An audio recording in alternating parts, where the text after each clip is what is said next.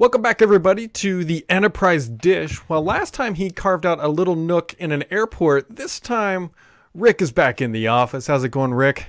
Hey, Brad, I'm doing well, but don't let the lack of airport thought fool you. I just got back yesterday from spring break, so Oh, yeah, I'll save that for my dish at the end. But yeah, I all was right, in all an right. airport yesterday, so Okay. So actually, what was yesterday?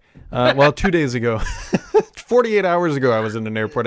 Went up to New York City for a couple days, back home, and then getting ready to we're going to be going down to Miami here for Vmon. oh yeah. And then we got Build Conference. We got some other stuff going on. But before we do all that, Microsoft had a bunch of announcements, as they do every single month. And there's two we're going to hit on, but I want Rick to dive into one because I think he'll do a better job.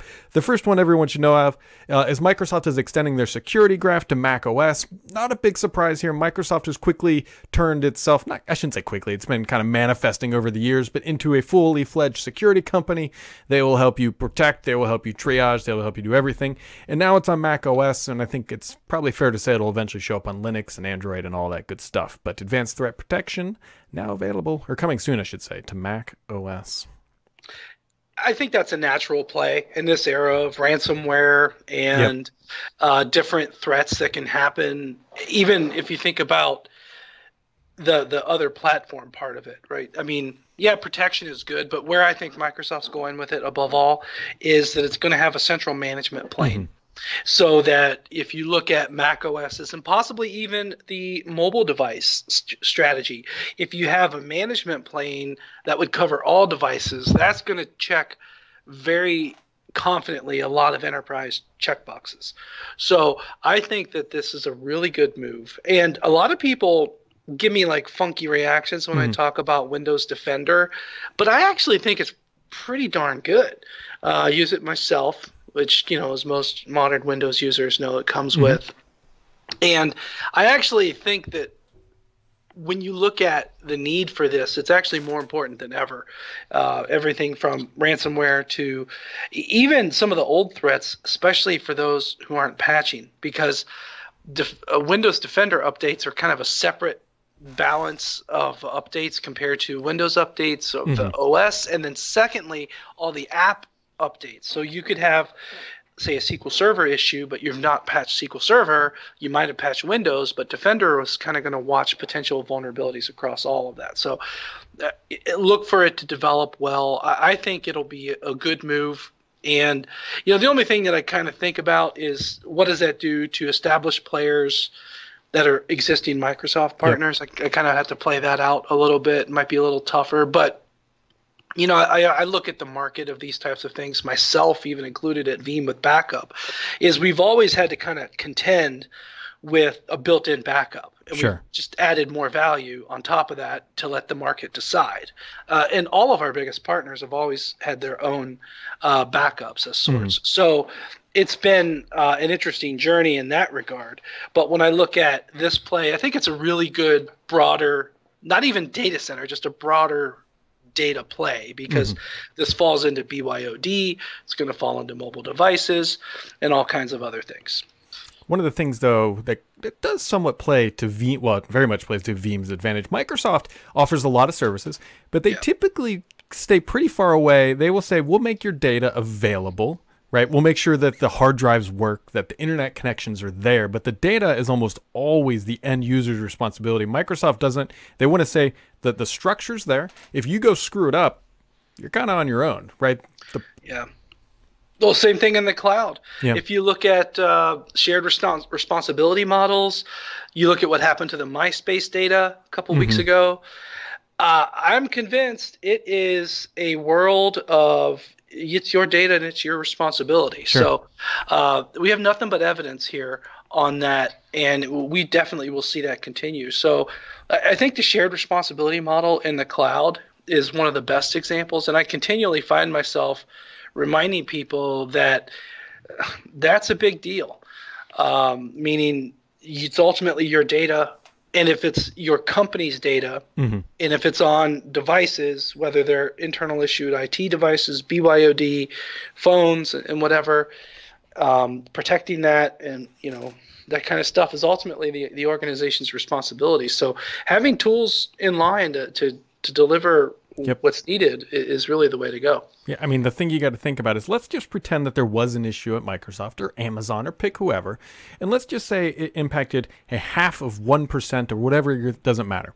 If it blows away all your corporate data and you have nothing left, it doesn't matter how much you sue Microsoft for, your company is not going to rebound. And so you got to make sure at the very end of the day, the thing that makes your business drive, you at least have a backup copy somewhere that you have full control over. Yeah, I'm actually finding myself drawing a lot of parallels to the insurance industry, of where you don't really ever want to go have insurance or spend the money for it. But if you need it, it's really, really helpful. Yep. And I think that everything from backup to even antivirus type, malware protection and content management, content filtering, they kind of align a lot to that, because bad things can happen to good data and good systems. And if the right thing to do is have protections should those occur. And that is the parallel that I keep seeing to insurance. And I keep kind of explaining it to people that way. In fact, that's how I explain what I do to my mom, and then she gets it. So that seems to work. Yep.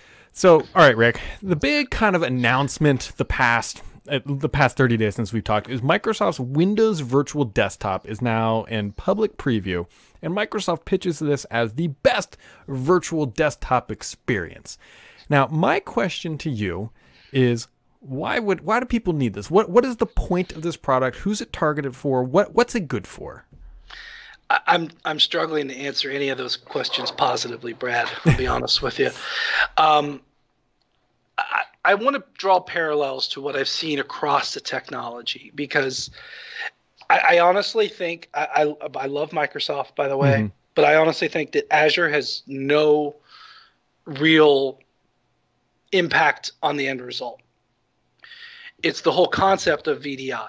And in the VMware side, we have been waiting for years for the year of VDI, years and years and years and years. I find VDI, there's good use cases that go around remote access occasionally, but not your day-to-day everyday system that you use. I have a VDI environment that I use. It's not an Azure Windows Virtual Desktop, but I use it when I go to a certain environment, so it's a remote access, and it works great. And I actually think whether it's VMware Horizon View or a virtual desktop in Azure or a Citrix solution, I really don't think it matters. It's the use case that matters. The different technologies will differentiate the experience for them. Like, one of them might have a better transport protocol. One of them, Azure might actually bring better bandwidth because it's going to be super connected to the internet, right? They're each going to have their own kind of performance characteristics. But I have yet to see VDI tip over to be mainstream. And when I think about a Windows Virtual Desktop, I've read through the page. Okay, I like what I see, but I just don't see myself using it. And I have a real hard time saying that everyone would use it. Now, what might change that, Brad, is a device, is the endpoint. And I'm just like, I held my caffeinated and sugary beverage up earlier before the call here, but I trust you. It's all, suitable for a family show here, what I've been drinking. But if I'm really kind of going crazy with my ideas, what I think we need is a device. Take a Chromebook to the next level. Sure. That it just launches this type of seamlessly centrally managed. That's kind of where I think it needs to go, because otherwise I just frankly just love the Windows experience on my desktop. Yep. And if you think about VDI, it's all great till you get on a plane. It's all great to until you're somewhere with limited connectivity. I was out in rural New Mexico this week and rural parts of Texas, and I had no coverage at all. Sure. So it's one of those things that, and I was even in a whole town that had no cell coverage, right? So it's like, good luck finding Wi-Fi, because a lot of times it's your own burden to bring your own. So I'm really having trouble getting excited about this in my own personal experience, and that really comes from what I see on the market on VDI. And maybe I'm a heckler here, but there is one use case, by the way, that they do position as a way that can make a lot of sense for people, and that's around extended security updates. So a lot of people know that a couple of deprecated Windows OS's 2008 R2s coming up, as is Windows 7 for the extended support stopping. Now you could basically take a Windows 7 system to Azure and get extra update time. That is one use case for this, but that doesn't really solve the problem. Sure. Okay. A lot of time, but there are things that you might need to stick around with. I get that. In fact, I heard of this one use case that I think is actually a lot more common. It's not so much a Windows 7, but you'll see this in Windows Server a lot. You have this whatever XYZ application, and then you've moved to a software as a service offering, whatever it is. You might need to hold on to XYZ application for 7 years, but it's not your production system anymore. Actually, putting that in Azure for those 7 years is actually a really good idea. We've been helping a lot of customers do that with our cloud mobility technique, because as they move it off to Azure, it doesn't need tier 1 storage on-prem anymore. They can scale it down a little bit, and it might be on a deprecated OS and you don't want to touch it. The cloud's the right way to go. But I don't know, Brad. I might get kicked off the show for saying that, but I'm just not really sure about that virtual desktop taking off. That's why I bring it up. It's because it's one of those things, and I mean I say I like it. Like, I think it's an interesting idea what they're trying to do, but I haven't figured out what the killer use case is. I mean, obviously it makes thin clients possible, allows you to take a Chromebook and maybe turn it into a Windows machine on the go. But the point being that it's not an end-all solution. Like, a company is not going to look at this and be like, yep, we're going to all just migrate to this, because to your point, if you're going on a plane, it doesn't work. There's a lot of solutions or scenarios where it's not ideal. And I'm sure people are going to write in and tell us this, we have an endpoint in a factory that's running old hardware, and that's a great solution. But those are minor kind of installs of, hand-picked, rather than being like, okay, here's 500 machines at a time, because Microsoft is a company about scale.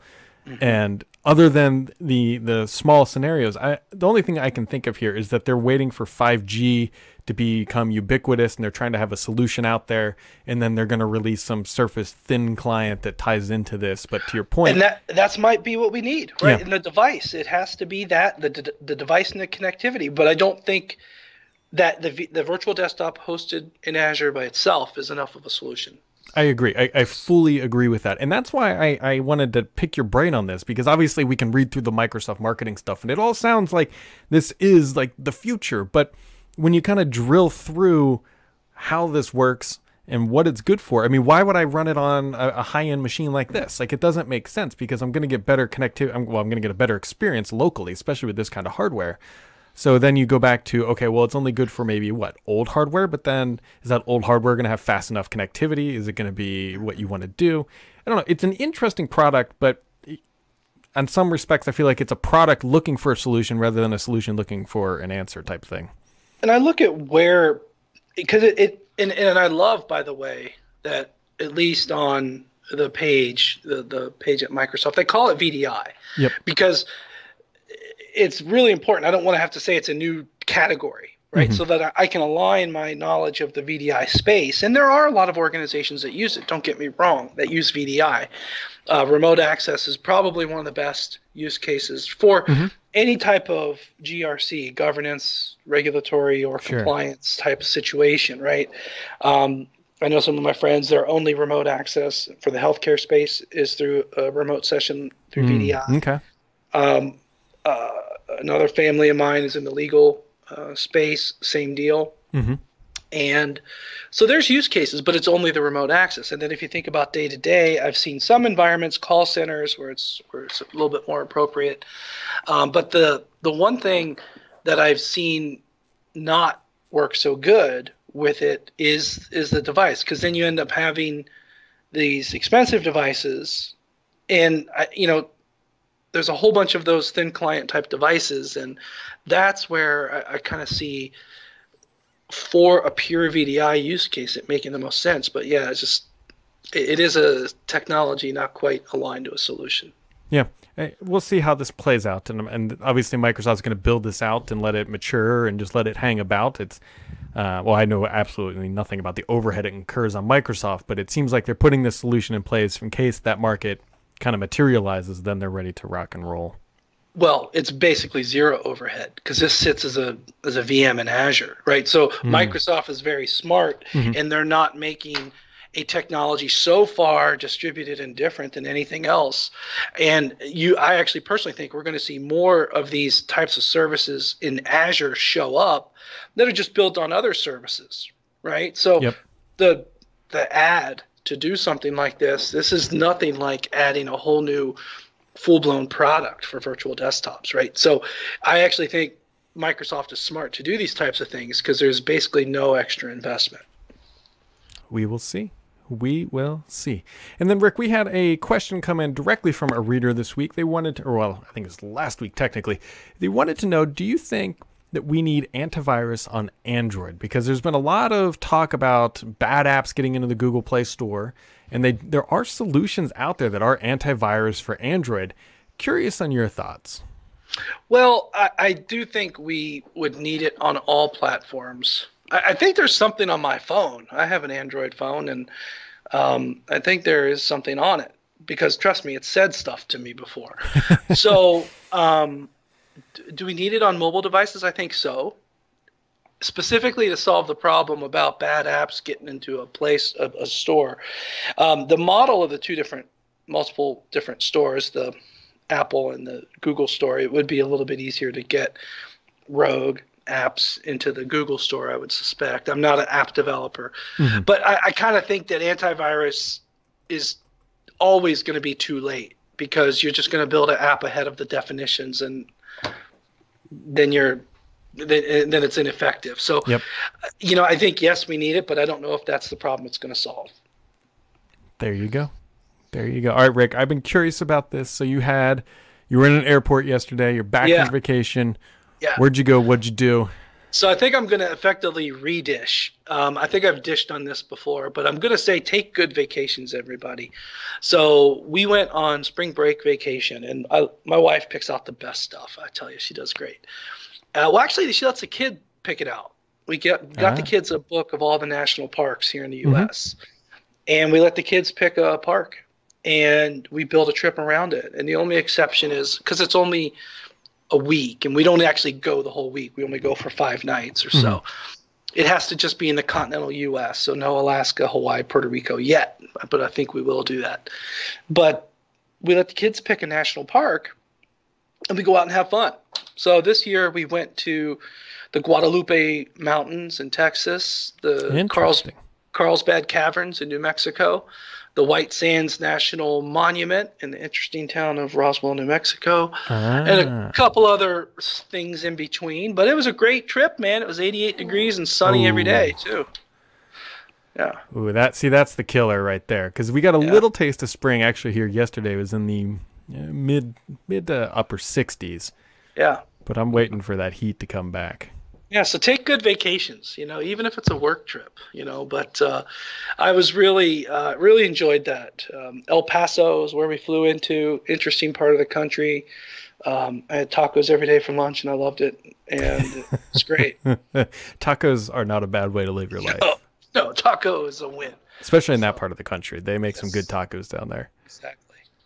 Awesome stuff, Rick. Well, before we shut it down, you got anything else for us? Anything else going on? I know we've got Vmon coming up here in May, and actually Flowrida is going to be performing. You guys announced that's going to be. We just announced the main act is Flowrida. We're excited. We're almost going to have him at the Chicago event, but long story, it didn't work out. But we did secure him here for Miami, so it's going to be a concert party on the beach. This is going to be awesome. On the beach. On the beach. Yeah.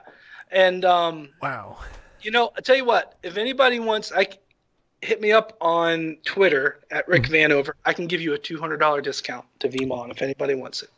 We'll definitely name drop Rick in the comments and descriptions for all that stuff, so you can find Rick to actually come hang out with us on the beach. That is going to be fun. That is such perfect timing too, because I'm going to come back from Seattle. I'm going to have a couple days off, then I'm going to get on a plane to go down to Miami. And Vmon's always a hell of a time. We do a bunch of interviews. We're all over the place. And then to go hang out on the beach, that is going to be... Yeah, I'm looking forward to it. It's we as a company put a lot of work into it. But, we're happy to see everybody there until the code runs out. Boom! So we only get 50 uses of that code. So if you want Gotcha. it, you better get on it. Gotcha. Well, we will make sure to get this out here quickly, and that way everybody can, well, hopefully enough people can take advantage of it. But Rick, we very much appreciate your time. Stopping by, filling us in on everything going on your side, and everybody else, make sure to hit that subscribe button. We'll be back in a couple weeks, and have yourselves a wonderful, I don't know, day, week, or whatever you want to have. Later.